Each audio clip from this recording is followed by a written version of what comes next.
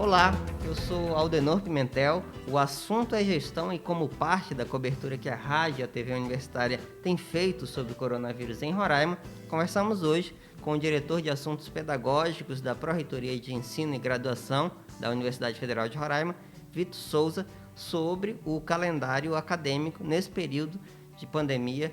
Diretor, seja bem-vindo. Muito obrigado, olá, e obrigado por me receberem. Certo, lembrando que essa é uma ação do projeto de extensão jornalismo da RTV contra o novo coronavírus. Diretor, o Conselho de Ensino, Pesquisa e Extensão, o CEP, da Universidade Federal de Roraima, criou um grupo de trabalho nesse período de pandemia. Qual o objetivo desse grupo? Bom, o objetivo é trabalhar numa proposta consolidada para regularização do calendário acadêmico, né? Não dá para negar que o calendário foi afetado pelas ações de enfrentamento à Covid, as ações necessárias de isolamento, distanciamento social, né? Teve impacto nas atividades presenciais de ensino e é necessária uma estratégia para a regularização desse calendário, que pode passar aí pela definição de uma data para retorno de atividades, passa também por discutir de que forma essas atividades serão realizadas, né? Que tipo de atividades remotas serão possíveis, que cursos podem aderir, e esses temas são tratados no grupo. Lembrando que, recentemente, o governo federal tomou uma decisão de autorizar a prorrogação da substituição das aulas presenciais por aulas acadêmicas até o final deste ano, o que não representa que as aulas estão suspensas até o final do ano. É somente uma possibilidade de que essas aulas que eram presenciais possam ser feitas de modo remoto, pela internet, correto? Exatamente. E a questão de aulas remotas, ela não é apenas uma aula online síncrona, né?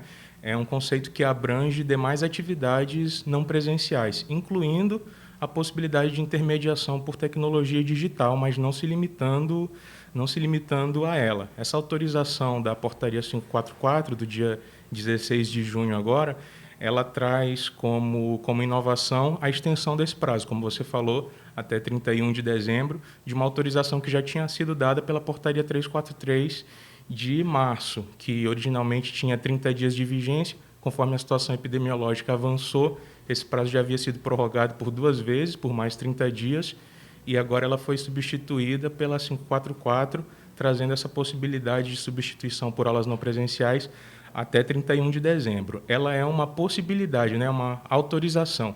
Isso não significa que todas as instituições estejam obrigadas a desenvolver essas atividades não presenciais, mas aquelas que entenderem ser possível, tem essa autorização para fazer, e hoje essa autorização é até 31 de dezembro. Correto. Então, voltando ao grupo de trabalho, por se tratar de uma decisão complexa, né, que envolve diferentes aspectos, Sim. O grupo de trabalho ele é formado por câmaras temáticas, por comissões. Quais são essas comissões? Bom, para a gente chegar, é bom falar também que para a gente chegar na definição de quais são essas comissões, na verdade, não foi por chegar em comissões, mas a grande questão é a definição dos temas que essas comissões tratam, né? Então, esse é um trabalho que vem sendo desenvolvido não de agora. Desde março, quando houve, né, a interrupção das atividades presenciais, né? Na verdade, a gente começou o semestre no dia 9 de março, teve ali 1-2 semanas de atividades presenciais, em seguida elas foram interrompidas, e de lá até aqui a Pró-Reitoria de Ensino tem trabalhado junto às unidades acadêmicas, levantando as possibilidades, estudando cenários, vendo quais são as principais necessidades. E ao longo desses meses, chegamos a esses temas que precisam ser tratados. Então, a conclusão da comunidade universitária, que foi externalizada no Conselho Superior, é que não dava para a universidade pensar de forma madura sobre um retorno de atividades sem considerar esses temas e trabalhar previamente esses temas. E esses temas são, em primeiro lugar, a biossegurança, né? A proteção, os cuidados que temos que ter ali para a nossa proteção, o planejamento curricular, o impacto disso nos planos de ensino dos professores, na proposta pedagógica, né, que é realizada com essas atividades. Então, planejamento curricular é um segundo aspecto.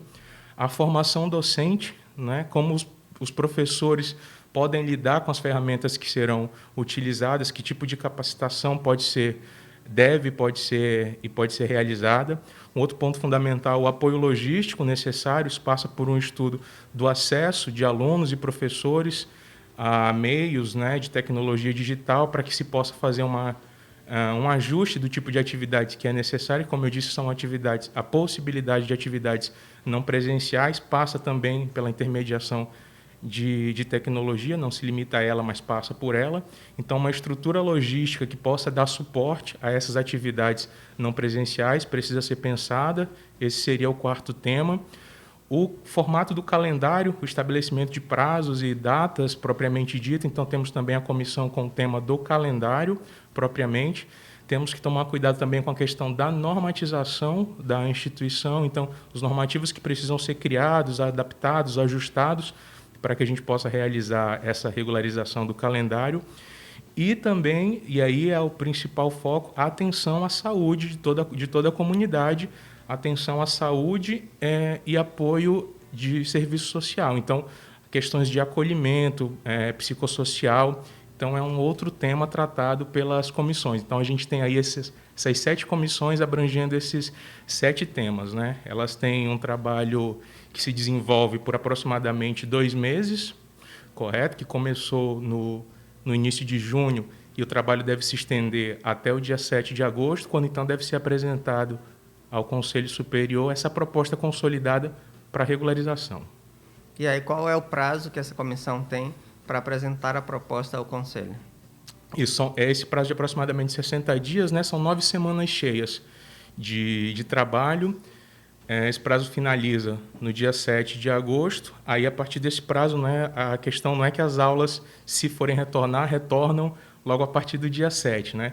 Até dia 7, o grupo de trabalho, por meio das comissões, vai consolidar essa proposta de regularização, vai gerar essa data, essa provável data de retorno, e submeter, então, ao Conselho Superior de Ensino, Pesquisa e Extensão, nos prazos regimentais, para que isso seja apreciado e, eventualmente, sendo aprovado, aí sim teríamos a data de retorno para ser publicizada, para ser informada. O assunto é gestão e voltamos a conversar hoje com o diretor de Assuntos Pedagógicos da Pró-Reitoria de Ensino e Graduação da Universidade Federal de Roraima, Vitor Souza. Bem, professor, diretor, nós conversávamos então sobre as medidas que estão sendo tomadas para regularizar o calendário acadêmico na universidade. E, recentemente, o governo federal divulgou algumas medidas em relação a protocolos de biossegurança e também disponibilização de pacote de dados.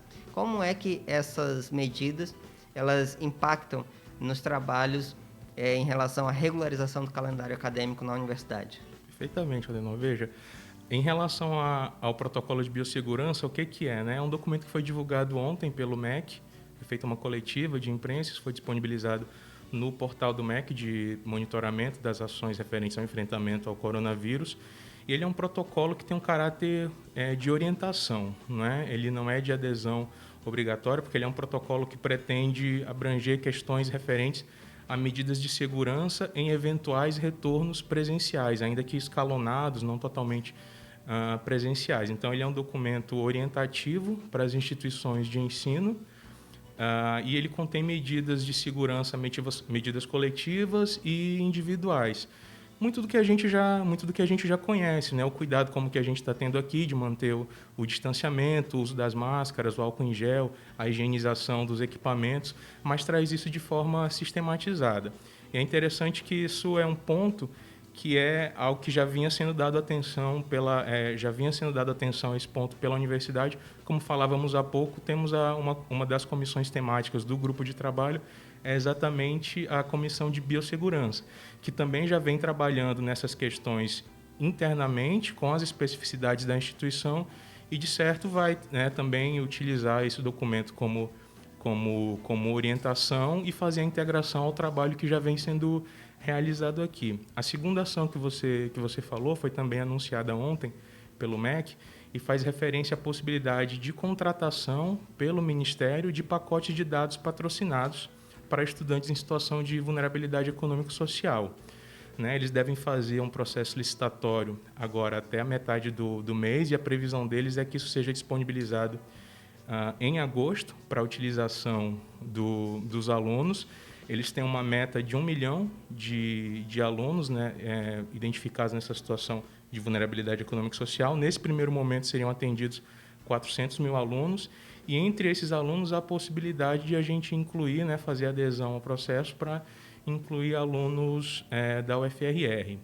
E isso vai ser feito, como a gente tinha comentado há pouco também, temos a Comissão de Apoio Logístico, que trabalha justamente essas questões, na identificação dos alunos com essa dificuldade, com essas restrições de acesso. Então, esses dados estão sendo levantados, né? E aí essa comissão trabalha em parceria com a Pró-Reitoria de Assuntos Estudantis e Extensão, né? Que tem essa política também a ser implementada na instituição. E há duas possibilidades aqui: a gente fazer, né, já os nossos alunos participarem desse primeiro momento dessa contratação feita com o próprio orçamento do MEC, e existe a possibilidade também de a gente fazer adesão a esse processo de contratação e depois utilizar recursos próprios de custeio para manter essa disponibilização de pacotes de dados patrocinados.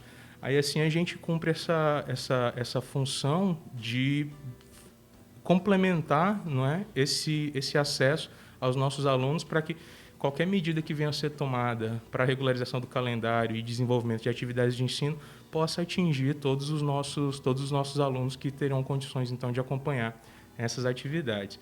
Que aí eu quero lembrar também que uma pergunta que nos fazem vai ser regularizado o calendário acadêmico, vai ser volta presencial, vai ser volta remota, vamos ter aula EAD? Então, a questão não é... Isso não é nenhuma questão fechada sobre... Quero dizer, a universidade não terá substituição dos cursos presenciais por curso EAD, não se trata disso, né? Se trata da possibilidade de ações específicas não presenciais para esse momento específico, né? E aí as medidas necessárias para o desenvolvimento dessas ações, que são possíveis, mas vão ser apreciadas pelo CEP, estão sendo tomadas. Uhum. Bom, ao longo do desenvolvimento desses trabalhos, a comunidade ela tem interesse em saber como está sendo, o que está sendo discutido, e como é que a comunidade pode ter acesso a informações sobre o trabalho do grupo de trabalho relacionado à regularização do calendário acadêmico da universidade. Aldeno, esse é um ponto muito importante, porque todo o trabalho que está sendo feito para a comunidade acadêmica, né? Então, a regularização do calendário é necessário para atender aos anseios da comunidade. E aí, pelo princípio da transparência, é muito importante que a gente tenha meios de disponibilizar a publicização dessas atividades. Então, existe hoje uma página onde a comunidade pode acompanhar o cronograma das atividades do grupo de trabalho, acompanhar lá uma seção com a regulamentação, quais são os documentos normativos da instituição que regulamentam o funcionamento do grupo de trabalho e dessas comissões, e tem lá também os endereços eletrônicos de contato de cada uma dessas comissões, o nome dos presidentes, dos integrantes, os objetivos específicos de cada uma dessas comissões, para a comunidade entender bem como é que elas se articulam para poder criar essa proposta consolidada. E aí, para acessar essa página, você pode ir na página principal da universidade, o frr.br. Lá vai ter uma nota de divulgação com acesso para essa página. Então, o frr.br, você acessa lá o link para essa página. Também, se você for no Google e colocar GT, CEP, UFRR, o primeiro retorno que tem lá na página é justamente essa divulgação para todos poderem acompanhar. E aí, quem se sentir à vontade para entrar em contato com as comissões, tiver alguma dúvida mais específica, alguma contribuição a fazer, né, com base nos objetivos que vão estar colocados lá, pode mandar um e-mail sem problema nenhum, que as presidências das comissões vão ter a maior satisfação em responder. Então, é um espaço não só de prestação de contas, de transparência, de levar informação à comunidade, mas também um processo colaborativo em que a comunidade pode também, além de tirar dúvidas, sugerir, né, fazer sugestões, propostas às comissões temáticas. Exatamente, porque inclusive um dos pontos que, se a comunidade verificar lá no cronograma, e nas portarias que regulamentam o funcionamento do grupo de trabalho, exatamente uma das atividades necessárias é essa interlocução com os diversos segmentos da universidade. Então, isso vem sendo feito de várias formas. Encontros virtuais em plataformas de conferência virtual sendo feitas pelas comissões e pelas representações dos cursos de graduação, de pós-graduação, das escolas de educação básica, da representação discente. Outro ponto importante é que todas as comissões e o grupo de trabalho têm representação discente, né? Eles têm participado ativamente, contribuindo muito na construção desse trabalho coletivo de proposta de retorno. Fundamental a participação dos alunos, porque afinal é para eles que a universidade existe, né? Então, se não houver participação deles, nem sentido haveria.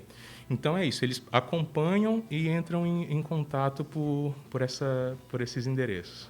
Senhor diretor, eu agradeço a sua presença aqui, a sua colaboração, e deixo espaço para que faça os comentários que achar pertinente. Eu queria só aproveitar para acrescentar que como o trabalho é muito dinâmico, né, das comissões, e temos agora hoje já a divulgação de uma pesquisa que está sendo feita por essa comissão de apoio logístico e está sendo divulgada na página da UFRR e nessa página específica do GT para preenchimento de alunos sobre restrições de acesso, né?